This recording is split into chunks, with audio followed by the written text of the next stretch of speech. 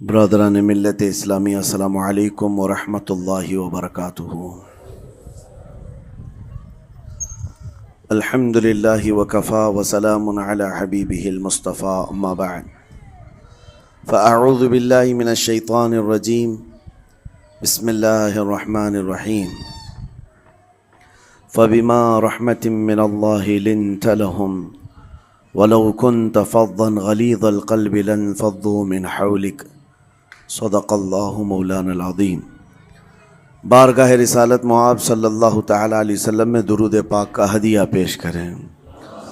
اللہم صلی علی سیدنا و مولانا محمد معدن الجود والکرم وآلہ واصحابہ الکرام وابنہ الکریم وبارک وسلم صلاة دائمة سرمدا ابدا۔ عزیزان گرامی وقار، انسان کو اللہ تبارک و تعالیٰ نے جو خصوصیات عطا کی ہیں، اس میں خاص طور پر زبان اور بیان کی خصوصیت بہت اہم ہے۔ شیخ سعدی رحمۃ اللہ تعالیٰ علیہ فرماتے ہیں، تا مرد سخن نہ گفتہ باشد، عیب و ہنرش نہ ہفتہ باشد۔ جب تک آدمی بات نہیں کرتا، اس کی اچھائی بھی چھپی رہتی ہے، برائی بھی چھپی رہتی ہے۔ انسان اپنے کلام سے، اپنی بات سے سمجھ میں آ جاتا ہے کہ کس کیٹیگری کا ہے، کس لیول کا ہے۔ اس کی گفتگو کے آداب اس کی حقیقت بتاتے ہیں، بلکہ یہاں تک کہ اس کے نسب کا بھی پتہ لگا لیا جاتا ہے اور اس کی تربیت کا بھی اندازہ ہو جاتا ہے۔ حضرت لقمان حکیم سے پوچھا گیا، نیکی کس کا نام ہے؟ تو آپ نے فرمایا، دو چیزیں اور بہت چھوٹی ہیں۔ نیکی دو چیزیں ہیں جو بہت چھوٹی ہیں۔ کہا کیا ہے؟ کہا کہ ملاقات میں لوگ اپنے بھائیوں سے مسکرانا اور نرم گفتگو کرنا۔ ساری نیکیوں کی جڑ ہے یہ، نرم گفتگو کرنا اور لوگوں سے خندہ پیشانی کے ساتھ مسکرا کر ملاقات کرنا۔ لیکن میرے عزیزو، یہ دو چیزیں بناوٹی تو بہت سارے لوگوں کے ساتھ آ سکتی ہیں، اخلاق تصنع جس کو کہتے ہیں، تکلف کے ساتھ بہت سارے لوگوں کے ساتھ آ سکتی ہیں، لیکن حقیقت میں جس انسان کی طبیعت میں یہ دو چیزیں ہونی چاہیے، وہ کب سمجھ میں آتی ہیں؟ اس وقت جو مولا علی کرم اللہ وجہہ الکریم نے فرمایا، کسی انسان کو اس کی حقیقت دیکھنا ہو تو غصے کے عالم میں اسے دیکھو۔ وہ اپنے آپے سے باہر ہوتا ہے یا اپنے مزاج کے خلاف کس طرح بات کو سن کر کے تحمل رکھتا ہے۔ سب سے بڑا پہلوان وہ ہے جس نے اپنے غصے کو کنٹرول کیا اور اپنی زبان پر قابو پا لیا، ورنہ یہ وہ لمحہ ہے جب انسان پھٹ پڑتا ہے، جو دل کے اندر ہے سب کہہ جاتا ہے۔ آپ کو میں بتاؤں، نبی کریم صلی اللہ تعالیٰ علیہ وسلم کے عظیم اخلاق کریمہ، بخاری شریف کی حدیث ہے، حضور مسجد نبوی میں تشریف فرما ہے۔ اس وقت مسجد نبوی، آج ہو سکتا ہے آپ کے ذہن میں جو امیج ہے مسجد نبوی کی، بہت بڑی عالی شان مسجد، لیکن وہ زمانہ نبوی میں اس طرح کی نہیں ہے۔ کچی دیواریں تھی، اوپر چھپر کے چھت پڑے ہوئے تھے اور مٹی کی زمین تھی۔ یہ مسجد نبوی کی شکل اس زمانے میں حضور اکرم صلی اللہ تعالیٰ علیہ وسلم اپنے صحابہ کے ساتھ بیٹھے ہیں۔ ایک دیہات کا رہنے والا شخص آیا۔ ایک بات یاد رکھیں کہ دیہات میں، گاؤں میں رہنے والوں کے اخلاق اور تمیز میں بڑا فرق ہوتا ہے، ان کے ہاں آداب کی کمی ہوتی ہے۔ وہ شخص آیا اور مسجد نبوی میں آ کر حضور صلی اللہ علیہ وسلم سے کچھ بات چیت کیا اور تھوڑی دیر کے بعد مسجد میں ہی کھڑے ہو کر پیشاب کرنا شروع کیا۔ بخاری شریف میں یہ حدیث موجود ہے۔ جب مسجد نبوی میں کھڑے ہو کر پیشاب کرے تو صحابہ اکرام سب دیکھ کر کے دوڑانے لگ گئے، خذوہ خذوہ، پکڑو اس کو، پکڑو اس کو۔ اور صحابہ دوڑاتے تھے، وہ پیشاب کرتے ہوئے بھاگتا تھا پوری مسجد میں۔ نبی پاک صلی اللہ تعالیٰ علیہ وسلم نے فرمایا، دعوہ، چھوڑ دو اس کو، کر لینے دو، پیشاب کر رہا ہے مسجد میں، چھوڑ دو اس کو۔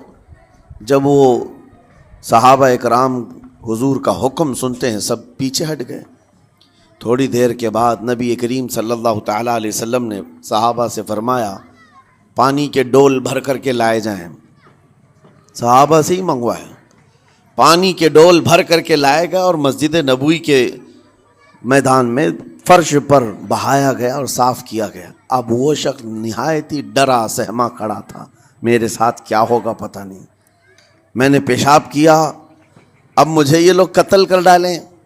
نبی کریم صلی اللہ تعالیٰ علیہ وسلم نے قریب بلایا اور فرمایا، نہایت نرم گفتگو کے ساتھ حضور فرماتے ہیں، یہ اللہ کا گھر ہے، یہاں پیشاب نہیں پیشانیاں رکھی جاتی ہیں۔ بس یہ جملہ ہے، بخاری شریف میں موجود ہے، یہاں عبادت کی جاتی ہے۔ اتنا کہہ کر رخصت ہو گئے، رخصت کر دیا۔ وہ دیہات سے آیا ہوا جو نوجوان تھا یا شخص تھا، باہر نکلتے ہی وہ کلمہ طیبہ پڑھ کر حضور کی غلامی میں شامل ہوا۔ میں نے وہ بلند عالی اخلاق نہیں دیکھے۔ نبی کریم صلی اللہ علیہ وسلم کے بارے میں قرآن کہتا ہے، فَبِمَا رَحْمَةٍ مِّنَ اللَّهِ لِنْتَ لَهُمْ، اللہ کی رحمت سے آپ لوگوں کے لیے نرم ہیں، اس لیے لوگ آپ کے ارد گرد لگے ہوئے رہتے ہیں۔ وَلَوْ كُنْتَ فَظًّا غَلِيظَ الْقَلْبِ لَانفَضُّوا مِنْ حَوْلِكَ، اے رسول اگر آپ سخت دل ہو جائیں تو پھر یہ سب چھٹ جائیں گے، آپ سے دور ہو جائیں گے۔ اس رسول کے لیے جب کہا گیا ہے کہ اگر آپ سخت ہو جائیں تو لوگ چھوڑ کر کے دور ہو جائیں گے، تو ہمارے اور آپ کے لیے کس قدر لہجے کی پابندی ضروری ہے۔ ہاں عزیزان گرام وقار، اپنی گفتگو، اپنے کلام، اپنی بات چیت سے آپ اپنے سلیقے بتاتے ہیں۔ گالی گلوچ کرتے ہوئے جن کی صبح شامیں ہوتی ہیں، ان کو دیکھ کر کے ہی پہچان میں آ جاتا ہے کس گھر سے یہ تعلق رکھتا ہے، کہاں ان کی تربیت ہوئی ہے، کس طرح ان کے آداب سکھائے گئے۔ اسی لیے میرے عزیزو، بچوں کو آوارہ بھی نہ چھوڑ دینا کہ وہ اپنی زبان گلی کوچوں سے سیکھ کر کے جائیں۔ کل کو ہوگا یہ کہ اس کی زبان کی وجہ سے لوگ تمہیں تان و تشنیع کریں گے، اس کا باپ ایسا ہوگا اس لیے بچہ ایسا ہے، اس کی ماں اس طرح ہوگی اس لیے اس کی گفتگو ایسی ہے۔ کیونکہ موسٹلی زیادہ طور پر بچے اپنے ماں باپ کے اخلاق کو نقل کرتے ہیں، ٹرانسفر ہوتی چلی جاتی ہیں۔ ایک بار حضور اکرم صلی اللہ تعالیٰ علیہ وسلم مسجد نبوی سے باہر نکل کر جا رہے ہیں۔ توجہ میرے عزیزو، اخلاق کہاں دکھانے چاہیے اور ہماری بات چیت کے انداز ہمیں کہاں ہونا چاہیے، میں آپ کو بتاؤں۔ حضور تشریف لے کر جا رہے ہیں، صحابہ اکرام کھڑے تھے حضور کے اطراف۔ مدینہ طیبہ کی ایک بوڑھی خاتون جس کا ذہنی توازن کھویا ہوا ہے، یعنی وہ دماغی طور پر ڈسیبل ہے، اور وہ آئی جا رہی تھی۔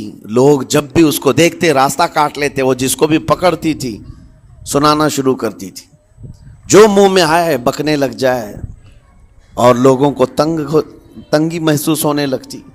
صحابہ نے دیکھا کہ یہ عورت آ رہی ہے، حضور کی طرف آ رہی ہے، سب نے حضور صلی اللہ علیہ وسلم کو گھیر لیا، اس کا راستہ روکنے کے لیے اب آئے گی۔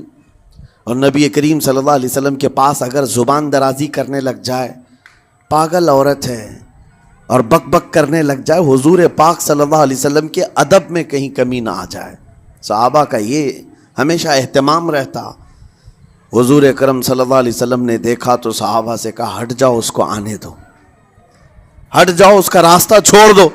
صحابہ نے کہا، یا رسول اللہ صلی اللہ علیہ وسلم، اس کا ذہنی توازن ٹھیک نہیں ہے، دماغی طور پر وہ عورت ٹھیک نہیں ہے، وہ آئے گی اور لمبی باتیں کرتی ہے، لا یعنی باتیں کرتی ہے، کہیں آپ کی شان پاک میں کوئی گستاخی نہ ہو جائے۔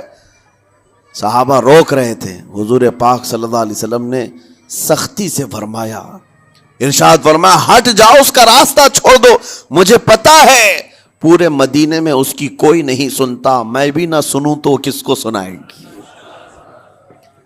اگر میں بھی نہ سنوں تو وہ کس کو سنائے گی۔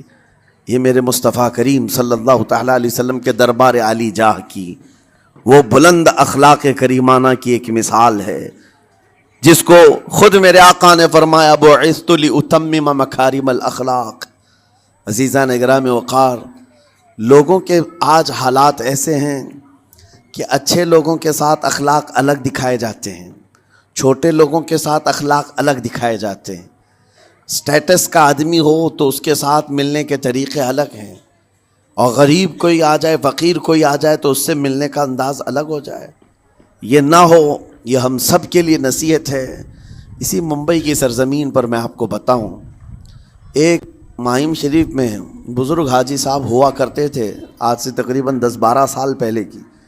وہ کئی لوگوں سے ایک سوال کرتے تھے پکڑ پکڑ کر کے کہ میرا ایک سوال ہے، آپ جواب دیں گے، میرا ایک سوال ہے. کئی علماء سے انہوں نے پوچھا، مجھ سے بھی انہوں نے، جب میں نیا تھا مصر سے پڑھ کر کے آیا تھا، میرے پاس آ کر کہا کافی سالوں سے میرے ذہن میں ایک سوال ہوتا ہے، میں آپ سے بھی پوچھنا چاہتا ہوں. کہا بتائیے کیا ہے. کہا میں حضور سرکار مجاہد ملت رحمۃ اللہ علیہ کا مرید ہوں.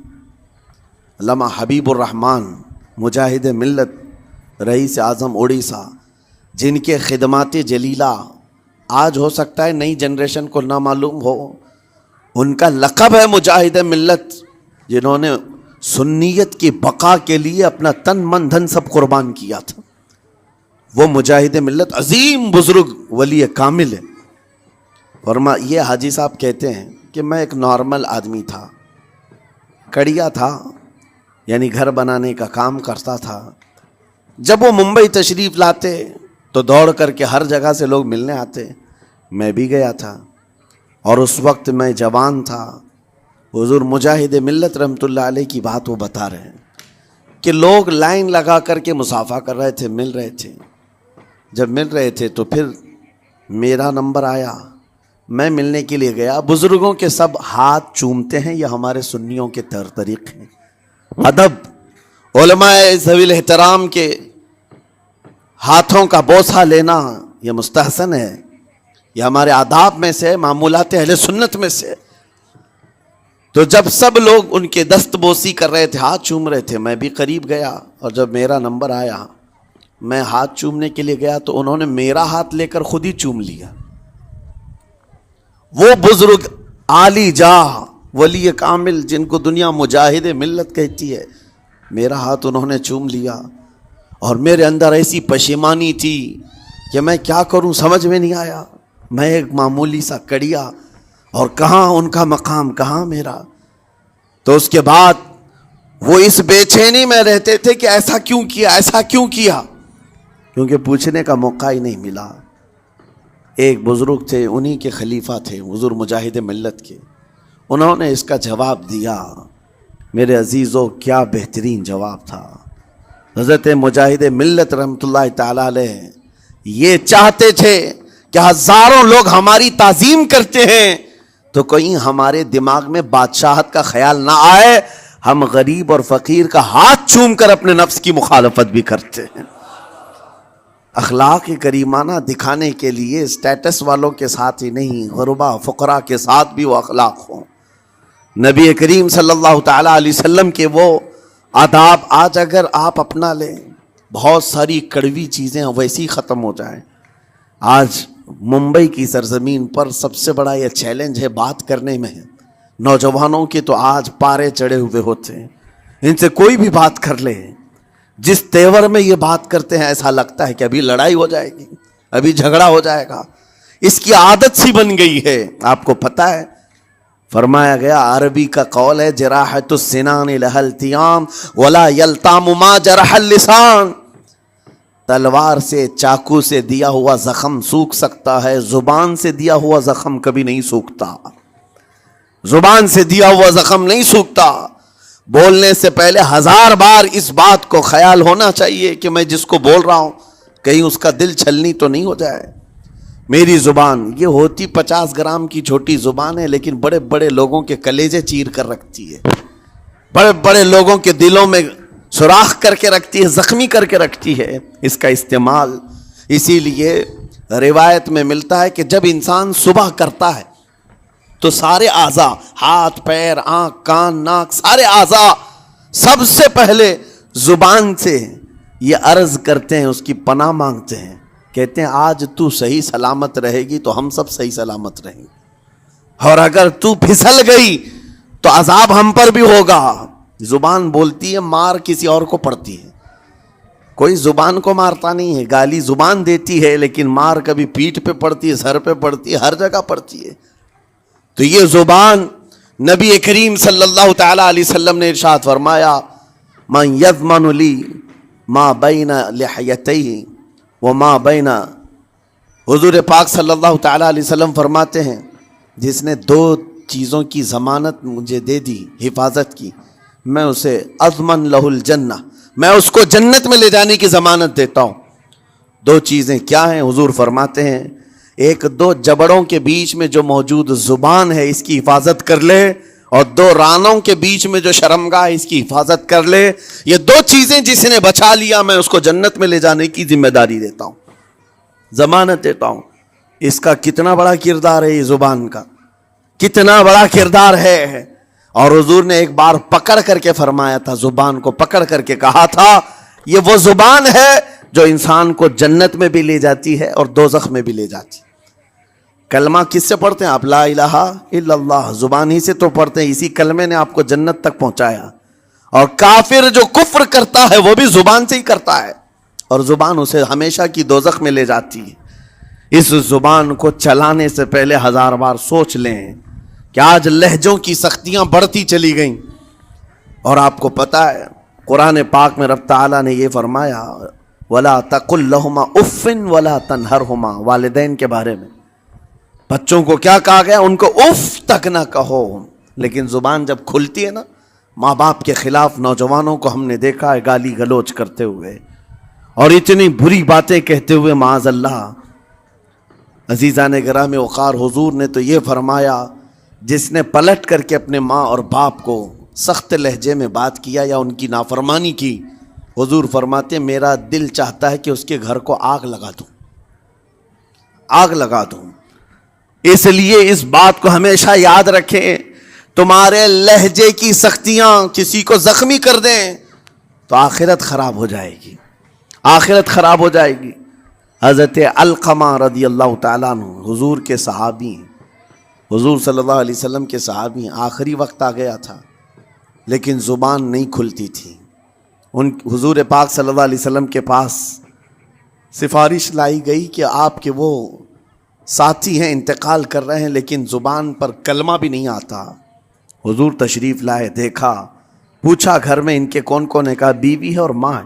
ماں کو بلایا اور کہا علقمہ کے بارے میں کیا کہتی ہو، کیسا تھا؟ کہا بہت اچھا، پرہیزگار، عبادت گزار، ساری نیکوکاریاں اس کے اندر ہیں۔ تو پھر حضور نے پوچھا اچھا یہ بہت نیک تھا، تم بھی اس سے راضی ہو کہ نہیں ہو؟ ماں نے کہا میں نہیں راضی ہوں، میں راضی نہیں ہوں۔ کہا کیوں، وجہ کیا ہے؟ کہا یا رسول اللہ میرا اکلوتا بیٹا، میرا تنہا بیٹا تھا، بڑی محبتوں کے ساتھ اس کو پالا تھا، اور جب میں نے اس کی شادی کی اپنی بیوی کو لایا، اور جب بیوی گھر پر آ گئی تو میری بات کو ہلکے میں لیتا، اپنی بیوی کی بات کو فوقیت دیتا، ترجیح دیتا۔ اور اس وقت غالباً یہ باتیں تھی کہ زبان سے کوئی کلمہ ان کے نکلا ہوگا جو بیوی کی حمایت میں تھی، ماں کو تکلیف پہنچ گئی۔ کہا میرا دل گوارا نہیں کرتا، میں اس سے راضی نہیں ہوں، باقی وہ بہت نیک بندہ ہے، بہت اچھا ہے۔ حضور نے فرمایا دیکھو زندگی کے آخری پڑاؤ پر آ چکا ہے، روح نکلنے کو ہے، معاف کر دو۔ وہ بھی صحابیہ تھی، انہوں نے کہا آقا آپ کا حکم ہے یا مشورہ ہے؟ اگر حکم ہے تو پھر ماننا ہے۔ حضور نے فرمایا نہیں، حکم نہیں، مشورہ ہے۔ کہا مشورہ ہے تو پھر دل نہیں چاہتا، دل نہیں چاہتا۔ حضور نے فرمایا صحابہ سے کہ لکڑیاں جمع کرو، آگ لگاؤ اور انہیں اٹھاؤ، آگ میں ڈال دو۔ آگ دہکائی گئی تو ماں کی ظاہر سی بات ہے ممتا بے چین ہو گئی۔ کہا ان کو میرے سامنے آگ میں ڈالیں گے؟ کہا ہاں، اس سے بہتر ہے کہ وہاں جلے گا، یہاں جلے۔ وہ ماں کہتی آقا آپ گواہ ہو جائیں، میں اپنے بیٹے کو معاف کرتی ہوں۔ ادھر معاف کیا، ان کی زبان پر کلمہ طیبہ جاری ہوا۔ میرے عزیزو یہ بتانا مقصود اس لیے ہے کہ زبان سے دیے ہوئے زخم خواہ والدین کو ہو، یہ معمولی نہیں ہوتے۔ ہو سکتا ہے آخری وقت تمہاری زبان بند ہو جائے اور کلمہ طیبہ بھی نہ جاری ہو، زبان کھلنے بھی نہ لگے، یہ حالات آ جائیں گے۔ اس لیے اپنی زبان کا کنٹرول برقرار رکھو، کس سے کیا کہنا ہے۔ ابھی میں اس کا دوسرا پارٹ بھی بتاتا ہوں زبان کے استعمال کا۔ یہ نرمی لہجے کے اندر ہونا بہت ضروری ہے، لیکن کچھ جگہوں پر سختی کی اجازت ہے، لیکن وہ مقامات الگ ہیں۔ نرم لہجہ حضور پاک صلی اللہ تعالیٰ علیہ وسلم کے فرامین میں سے ہے۔ ایک بات بڑی، بغداد مقدسہ میں نے ایک ولی پان اٹھا چکا تھا، خسارے میں چل رہا تھا، بزنس پورا لاس میں، اور وہ پریشان حال بہلول دانا کے پاس آیا، گڑ گڑایا، کہا کہ حضور مجھے بچا لیں، رحم کر لیں، میں تاجر ہوں، لٹ گیا ہوں، لاس میں ہوں، کچھ آپ فرما دیں، میں کیسے اس بھنور سے نکلوں؟ بہلول دانا نے دیکھا، کہا ٹھیک ہے، کچھ پیسے بچے ہیں؟ کہا ہاں ہے، وہ بس اتنا سرمایہ ہے کہ مال لیتا ہوں پھر بیچ دیتا ہوں، نفع نہیں ہوتا۔ بہلول دانا نے کہا ایک کام کر، کالا کپڑا جتنا ملتا ہے سب خرید لے، پورے شہر سے کالا کپڑا جہاں جہاں مل جائے سب لے کر اسٹاک کر لے۔ کہا جی حضور آپ نے جیسا فرمایا۔ گیا، جتنا سرمایہ تھا سب لگا دیا، کالا کپڑا خرید کر ایک جگہ اسٹاک کر دیا۔ اللہ والے کا حکم تھا، لیکن ہوا یہ کہ بغداد کا معمول تھا، 8 دن گزرے نہیں تھے کہ وہاں وقت کے حاکم کا انتقال ہوا، اور جب حاکم کا انتقال ہوتا تو شہر کے جتنے بڑے لوگ ہوتے، رئیس لوگ، وہ اس کے سوگ میں، اس کے غم میں کالا کپڑا پہنتے تھے، اور کالا کپڑا سوائے اس تاجر کے کسی کے پاس نہیں تھا، اور سارے بڑے لوگ پیسوں سے اس کے پاس کالا کپڑا خریدنے آئے، یہ منہ بولے قیمت پر، جیسے تیسے جتنی قیمت پر بولے سب خرید کر لے جاتے، اور پل بھر میں ایک دن کے اندر وہ بہت بڑا کروڑ پتی بن گئے، بہت مال آ گیا۔ یہ بات یاد رکھیں، اللہ مال دیتا ہے، اس کے بعد پھر آزمائش بھی ہوتی۔ مال اتنا آ گیا، اب لے کر کے مستیاں تھیں، چند دن گزرے، ظاہر سی بات ہے مال کو بڑھانے کی تمنا ہر ایک کی ہوتی ہے، کوئی یہاں پر اینڈ کرنے والا نہیں ہے دنیا میں، چاہے اس کا بزنس اربوں پر بھی پہنچ جائے، اسے آگے پہنچنا ہے۔ چند دن گزرے تھے، 8-10 دن، پھر آیا حضرت بہلول دانا کو ڈھونڈتے ہوئے، ایک جگہ میدان میں یہ مجذوب بزرگ بیٹھے مل گئے، آیا اور کہا او دیوانے بتا اب کیا خریدوں؟ پیسہ بہت ہے ابھی میرے پاس، بتا دیوانے اب کیا خریدوں؟ انہوں نے دیکھا، کہا کہ لہجہ تو بدلا ہوا ہے، پیسہ بہت زیادہ تھا، کہا کہ ٹھیک ہے کوئی بات نہیں، اللہ والوں کو ان سب چیزوں سے کوئی لینا دینا نہیں۔ آپ نے کہا مال جتنا ہے تیرے پاس سب لے کر کے خربوز خرید لے، تربوز خرید لے، جس کو کلنگڑ کہتے ہیں، تربوز پورے خرید لے۔ اس نے کروڑوں کی جائیداد پورے تربوزوں میں لگا تھی، سب تربوز خرید کر سٹاک کر دیا ایک جگہ، اور اس کے گمان میں یہی تھا کہ چند دن گزریں گے، کوئی ایسا ہی حادثہ ہوگا جب تربوز منہ مانگی قیمت پہ لوگ خریدیں گے اور میں بیچوں گا۔ پورا مال تربوز میں لگایا، 2 دن 4 دن 6 دن 8 دن گزرے، کوئی حادثہ نہیں، ادھر تو تربوز سڑنے لگ گئے، وہ تو زیادہ دن سٹاک نہیں کیے جا سکتے، سڑن شروع ہو گئی، پھر تھوڑے دنوں کے بعد پورے کے پورے سڑ گئے، کروڑوں کا مال تربوز میں سڑ کے چلا گیا، وہ کچھ بھی نہیں سکا، کچھ نہیں کر سکا، واپس چیختا چلاتا اسی حالت میں آیا، پہلے سے بھی زیادہ بدتر حالت میں آ گیا ہوں، دوڑتے ہوئے آیا، حضرت بہلول دانا کو ڈھونڈتے ہوئے، کہاں ہیں؟ وہ اسی جگہ بیٹھے ہوئے مٹی میں بیٹھے رہتے تھے، قریب آیا اور کہنے لگا کہ آپ نے میرے ساتھ ایسا کیوں کیا بہلول؟ بہلول دانا نے کہا کیا ہوا؟ کہا میں تو لٹ گیا، تربوز میں پیسے لگائے آپ کی وجہ سے اور پورے سڑ گئے۔ بہلول دانا نے کہا میں نے تو کچھ نہیں کیا، پہلے تو تجھے نفع ملا تھا وہ تیرے لہجے کی وجہ سے، اب خسارہ ہوا ہے تیرے لہجے کی وجہ سے۔ پہلے جو آیا تھا بات کرنے کے لیے اس وقت تیری تمیز الگ تھی، تیری تہذیب الگ تھی، اخلاق الگ تھی، گڑ گڑا کر کہا تھا کہ میں لٹ گیا ہوں آپ رحم کر دیں، دوسری بار آ کر کے کیا کہا؟ او دیوانے بتا کیا خریدوں؟ لہجہ بدل گیا تو پوری حیثیت بدل گئی، زبان ہماری اونچائی پر بھی لے جاتی ہے اور نیچے بھی لے آتی ہے۔ اس بات کو ہمیشہ ملحوظ رکھیں کہ اس زبان سے بہت سارے لوگ نفع بھی اٹھاتے ہیں، بہت سارے لوگوں کو نقصان بھی ہوتا ہے، لیکن ساتھ میں یہ بات بھی عرض کروں، نرم گفتگو کرنے کا عادی ہر ایک کو ہونا چاہیے، نرم گفتگو کرنے کا عادی ہر ایک کو ہونا چاہیے، اس کی نیکیوں کی علامت ہے، اس کے اخلاق کی علامت ہے۔ لیکن ساتھ میں امام شافعی رحمۃ اللہ تعالی علیہ نے یہ بھی فرمایا، چاہے جتنی بھی نرم طبیعت ہو انسان کی، اللہ اور اس کے رسول کے لیے غیرت ہونی چاہیے۔ اللہ اس کے رسول کے خلاف بات سنے تو پھر نرم لہجے کا استعمال نہ کرے، پھر وہ بزدلی کہلائے گی، وہ بزدلی کہلائے گی۔ آج میں ایک بات یہ بھی بتا دوں، بہت سارے لوگ یہ سمجھتے بھی ہیں، ابھی چند دن قبل میں ماررہ مطہرہ میں بیان کیا اخلاق کے، اولیاء کرام کے مذہب و مسلک پر، اور پچھلے 15 سالوں سے میں نے بہت سارے خطابات کیے ہیں اخلاق پر، معاشرے کی برائیوں پر، لیکن ابھی چونکہ چند دنوں میں جلسے پروگرام بہت سارے ہو گئے اور عظمت ناموں سے رسالت پر زیادہ گفتگو ہونے لگی، تو لوگوں میں ایک امیج الگ بیٹھی ہوئی ہے۔ اور ابھی ہم نے اخلاق حسنہ پر گفتگو کیا کی 8 دن پہلے، ایک بزرگ نے مجھ سے پوچھا، ایسی بھی تقریر کرتے ہیں آپ ایسی بھی تقریر کرتے ہیں، یعنی نرم گفتگو بھی کرتے ہیں؟ مطلب یہ ہے کہ ہماری امیج ایسی بنا کر رکھیں کہ ہم ہر وقت چلاتے ہی رہتے ہیں، ہر وقت للکارتے ہی رہتے ہیں۔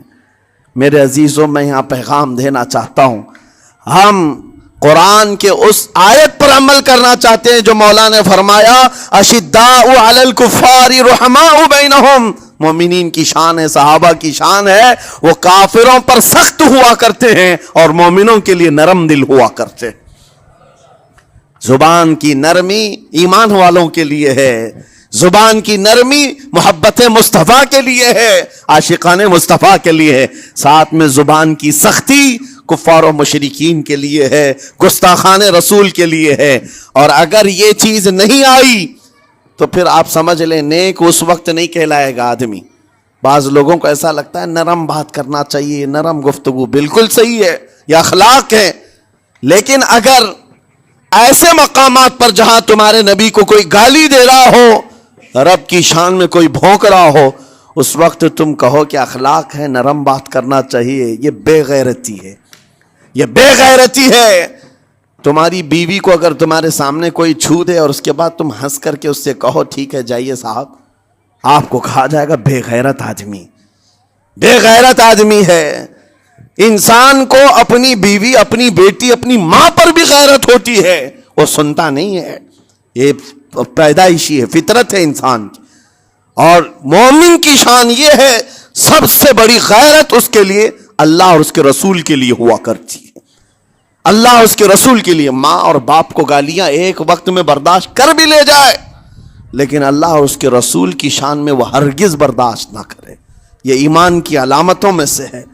بہرحال میں نے زبان کے دونوں استعمال آپ کو بتائے، سخت لہجے بھی ہیں، نرم لہجے بھی ہیں، لیکن جب آپ کا پالا کسی گستاخ سے نہ پڑے تو ہمیشہ نرم گفتگو کرنے کے عادی بنے۔ مومنین میں نرم لہجے کا اختیار ہمیشہ رہے، اس سے اخلاق آپ کے بتائے دکھائے جاتے ہیں، اس سے آپ کے اخلاق معلوم ہوتے ہیں، ساتھ ہی معاشرے میں نرمی اور محبت کا ماحول بھی قائم ہوتا ہے۔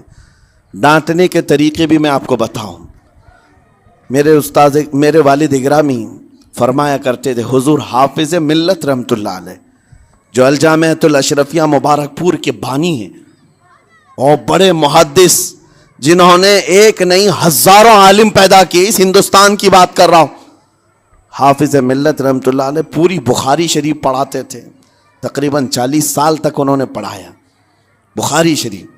میرے والد ان کے شاگرد ہیں، فرماتے ہیں جب وہ بہت زیادہ ناراض ہو جاتے کسی سے، ڈانٹنا ہوتا، ہر استاد بچے کو ڈانٹتا ہے، کبھی کچھ بچہ نافرمانی کر جائے یا مزاج کے خلاف بات کرے تو استاد ڈانٹتا ہے، تو حافظ ملت رحمت اللہ علیہ اگر کسی شاگرد کو ڈانٹتے بھی غصے میں تو کہتے ہیں اے جنتی کیا کر رہا ہے، کہتے ہیں اگر یہ جملہ قبول بھی ہو جائے تو بچہ جنتی ہو جائے۔ لہجے کی یہ استعمالات اولیاء سے سیکھو میرے عزیزو، غصے پر کنٹرول اس وقت تمہارے اخلاق معلوم ہوتے ہیں جب تمہارا غصہ عروج پر ہوتا ہے، اس وقت تمہاری حقیقت لوگوں کے سامنے آتی ہے۔ وہ اپنے شاگردوں کو ڈانٹتے بھی تو جنتی کہہ کر ڈانٹتے ہیں، یعنی کوئی گالی نہیں ہے، کوئی برے کلمے نہیں ہیں، بلکہ ایسا جملہ ہے کہ اگر قبول بھی ہو گیا استاد کی زبان سے، اس کی تو زندگی وصول ہو گئی، اس کا بیڑا پار ہو گیا۔ ہمارے درمیان ماں باپ کو بھی یہ چاہیے کہ بچوں کو کس طرح کے اخلاق آپ دے رہے ہیں۔ گفتگو کرنے کے متعلق قرآن میں اللہ تعالیٰ نے آداب بتائے ہیں۔ جب حافظ ملت رحمۃ اللہ علیہ اگر کسی شاگرد کو ڈانٹتے بھی غصے میں تو کہتے ہیں اے جنتی کیا کر رہا ہے، کہتے ہیں اگر یہ جملہ قبول بھی ہو جائے تو بچہ جنتی ہو جائے۔ لہجے کی یہ استعمالات اولیاء سے سیکھو میرے عزیزو۔ غصے پر کنٹرول اس وقت تمہارے اخلاق معلوم ہوتے ہیں جب تمہارا غصہ عروج پر ہوتا ہے، اس وقت تمہاری حقیقت لوگوں کے سامنے آتی ہے۔ وہ اپنے شاگردوں کو ڈانٹتے بھی تو جنتی کہہ کر ڈانٹتے ہیں، یعنی کوئی گالی نہیں ہے، کوئی برے کلمے نہیں ہیں، بلکہ ایسا جملہ ہے کہ اگر قبول بھی ہو گیا استاد کی زبان سے، اس کی تو زندگی وصول ہو گئی، اس کا بیڑا پار ہو گیا۔ ہمارے درمیان ماں باپ کو بھی یہ چاہیے کہ بچوں کو کس طرح کے اخلاق آپ دے رہے ہیں۔ گفتگو کرنے کے متعلق قرآن میں اللہ تعالیٰ نے آداب بتائے ہیں۔ جب آپ گھروں کے اندر موجود ہوں تو بچوں کے سامنے کس طرح کی گفتگو کیا کریں گے، کیسی بات کریں گے۔ شوہر اور بیوی جس طرح کی باتیں کر رہے ہیں بچے کے دماغ میں وہ پورا کا پورا چھپتا ہے، ٹرانسفر ہوتا ہے۔ اسی لیے کہا گیا ایڈلٹ گفتگو کبھی بھی بچوں کے درمیان نہیں کی جائے گی۔ جو میچورٹی میں نہیں ہے ان بچوں کے سامنے ماں اور باپ بیٹھ کر کے کلام بھی نہ کریں، بات نہ کریں۔ معاشرہ تو آج ایسا ہے، سب پوری فیملی لے کر کے بیٹھے ہوئے ہیں، اور حد تو یہ ہے کہ گندی فلمیں سامنے لگی ہوئی رہتی ہیں۔ وہ کیسے بچا پاؤ گے؟ 4 سال 5 سال کے بچے کے اندر بھی وہ گفتگو، وہ مکالمات، ایک دوسرے سے بات کرنے کی تمیزیں، وہ سب وہاں سے سیکھتا آ رہا ہے۔ گھروں کے اندر ماحول کو تبدیل کرنے کے لیے آپ کی اپنی زبان پر کنٹرول اور اپنے بچوں کی تربیت اور ان کی زبان پر کنٹرول بہت ضروری ہے۔ پھر دیکھنا آپ یہ معاشرہ پیدا کر کے کل کو آپ کا بچہ نکلے گا، اس کی تمیز، اس کے اخلاق پر ہر کوئی اش اش کرے گا۔ چند دنوں کی محنت ہے آپ کی، لیکن بچے جب سلیقے کے ساتھ گفتگو کریں تو لوگوں کا دل جیت لیا کرتے ہیں۔ بات کرنے کے آداب ایسے ہیں کہ لوگ دل جیت لیا کرتے ہیں۔ یہ میرے استاد گرامی مصر کے رہنے والے تھے، جب خطابت ہمیں سکھا رہے تھے گفتگو کرنے کے آداب، تقریر کرنے کے آداب، تو ایک امام غزالی کا قول تھا کلم الناس علی قدر عقولہم، لوگوں سے ان کی عقل کے مطابق بات کرو۔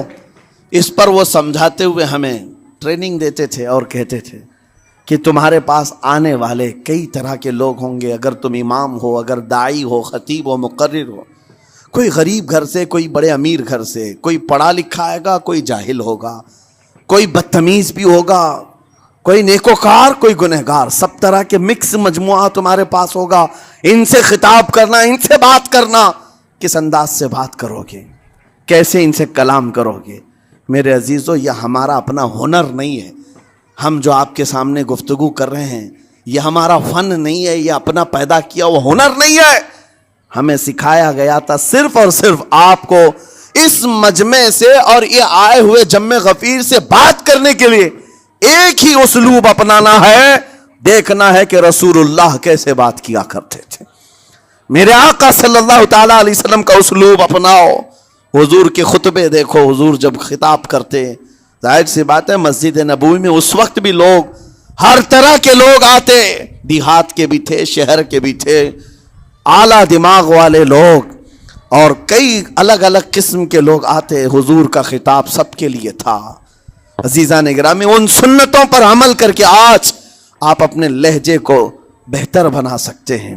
بس میری گفتگو کا خلاصہ یہی ہے کہ اللہ تعالیٰ ہمیں زبان کا صحیح استعمال عطا فرمائے، ورنہ یہ زبان کی سختیاں اور اس کی کڑواہٹ ہمیں دوزخ میں بھی لے جاتی ہے، دوزخ تک لے جا سکتی ہے۔ اللہ تعالیٰ اس کی مکاریاں، اس کی عیاریاں اور اس کی شرانگیزیوں سے ہم سب کی حفاظت فرمائے۔ ساتھ میں یہ بھی میں بتا دوں، وہ زبان پاک نہیں بولتی، وہ زبان پاک نہیں بولتی جو حلال نہیں کھاتی. یہ بھی بزرگوں نے فرمایا ہے، یہ زبان پاک نہیں بولتی جو حلال نہیں کھاتی. اسی سے ہر کچھ گزرتا ہے، اندر پیٹ میں جاتا ہے. حلال لقمے اس سے گزارو تو زبان پاک بولے، اللہ کا ذکر کرے اور تمہیں زبان میں وہ لذت آنے لگ جائے. لیکن اس سے حرام لقمے گزارتے رہو گے، اس کے لہجے کی سختیاں بھی آ جائیں گی، اس کے اندر کڑواہٹ بھی آ جائے گی، گالی گلوچ، یہ سارے استعمالات یہ زبان کرنے لگ جائے گی. کیوں؟ اس سے حرام لقمے جو گزارے جا رہے ہیں. اس چیز کا بھی خیال ضروری ہے. زبان کو جس طرح کا پیٹرول دو گے ویسی چلے گی یہ گاڑی. جس طرح کا ڈیزل اس کے اندر ڈالتے ہو، حرام یا حلال، یہ بہت معنی رکھتا ہے. اور ایک بات یہ بھی سن کر کے چلے ہیں کہ حضرت سلیمان علیہ السلام کے زمانے میں ایک مناظرہ ہوا تھا علماء کا. بعض لوگوں نے کہا کہ انسان کی ایک جماعت تھی، انسان کی زبان افضل ہے، منہ افضل ہے، اس لیے کہ وہ اللہ کا ذکر کرتی ہے. بعض نے کہا کہ نہیں، انسان کے پیچھے کا مقام اچھا ہے، اس سے بہتر ہے. یہ دونوں کی تکرار میں حضرت سلیمان علیہ السلام کے پاس بات آئی، آپ بتائیں. تو ان سے پوچھا تم اتنی بڑی بات کیوں کہہ رہے ہو؟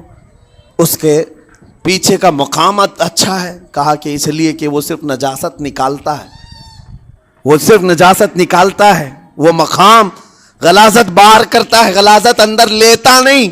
زبان غلاظت اندر بھی لیتی ہے، حرام کھاتی بھی، لوگوں کو زخمی بھی کرتی ہے. ان علماء کی دلیل تھی. تب آپ نے فرمایا بات ٹھیک ہے، جس انسان کا زبان پر کنٹرول نہیں، حرام کھاتا ہو اور بد کلامی کرتا ہو، گالی گلوچ ساری چیزیں کرتا ہو، آپ نے فرمایا اس سے بہتر اس کا پیچھے کا مقام ہے. اور جو انسان کنٹرول رکھتا ہے، حلال کھاتا ہے اور لہجے کی نرمی رکھتا ہے، ظاہر سی بات ہے اس کا منہ ہی افضل ہے، اس کی زبان افضل ہے. اب یہ تو فیصلہ سب کا ہے، کس کو کیا چیز اختیار کرنی ہے. عزیزان گرامی اوقات، یہ بہت بڑی بات ہے جو میں آپ کے سامنے کہہ رہا ہوں. زبان کو اگر کسی دوسری جگہ سے کمپیئر کیا جائے تو لگتا ہوگا نرم، یہ بالکل اچنبے والی بات ہے، عجوبے والی بات ہے، یہ کون سا کمپیریزن ہے. وجہ یہی ہے، بعض لوگوں کو ہم نے اتنا گندا بولتے ہوئے دیکھا ہے. اس سے بہتر ہے کہ وہ نہ بولیں. لوگوں کو زخمی کرتے ہیں، کسی کے مقدسات پر حملے کرتے ہیں. اللہ تعالیٰ ان کے زبان کی شرارتوں سے ہماری حفاظت فرمائے. اور کریم خدا ارحم الراحمین مولا اس چیز سے بھی ہمیں حفاظت فرمائے. قیامت کے دن کچھ لوگ صرف اس لیے پکڑے جائیں گے کہ وہ کچھ نہیں بولتے تھے، لیکن وہ جن کے ساتھ رہتے تھے وہ بولتے تھے، وہ لوگ بولتے تھے، اور ان کی وجہ سے یہ خاموش رہنے والا جو ساتھ میں تھا اسے بھی جہنم میں لے جایا جائے گا. اور وہ اس دن کہے گا پکار کر، یا ویلتا لیتنی لم اتخذ فلانا خلیلا، اے کاش میں فلاں کی دوستی نہیں کیا ہوتا تو اچھا ہوتا، آج میں بچ گیا ہوتا. اپنے ماحول کو بچاؤ، جہاں زبان کی خرابی دیکھو اپنے آپ کو بھی بچاؤ اور اس ماحول سے بھی اپنے کو دور رکھو. اللہ کی بارگاہ میں دعا ہے مولا تعالیٰ اس زبان کو خالص اپنے ذکر میں لگائے اور اپنے حبیب پاک کے ذکر میں لگائے. مولا تعالیٰ ہم کو زبان کی بد کلامیوں سے محفوظ و مامون فرمائے. وآخر دعوانا ان الحمد للہ رب العالمین.